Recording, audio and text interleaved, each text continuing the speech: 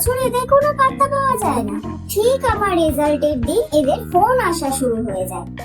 এদের লাইফে প্রবলেমের আর শেষ থাকে না। ভালো রেজাল্ট করলে বলবে আর একটু ভালো করতে পারতিস বাবু, খারাপ করলে জ্ঞান দেওয়া শুরু হয়ে যায়। লা লা লা লা লা লা লা লা লা লা লা লা।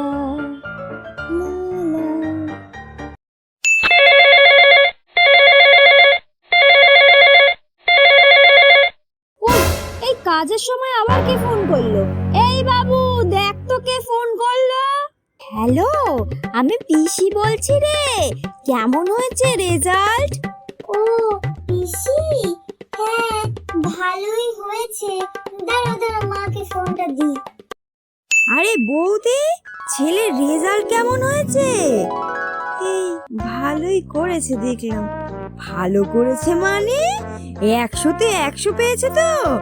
না না, সেরকম নয় বৌদি, আমার ছেলে প্রতিটা সাবজেক্টে 100-তে 100 পেয়েছে। সেই জন্যই তো বলি ছেলেকে একটু শাসন করো। আমার ছেলেকে দেখেছো তো, কোনোবারে খারাপ রেজাল্ট করে আনে না, আনলেই ওর কপালে শনি রয়েছে।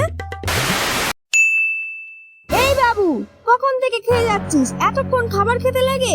জলদি পড়তে বস। তোর পিসির ছেলে কত ভালো রেজাল্ট করেছে, প্রতিটা সাবজেক্টে 100-তে 100, আর তুই 100-তে 90 পেয়েছিস মাত্র।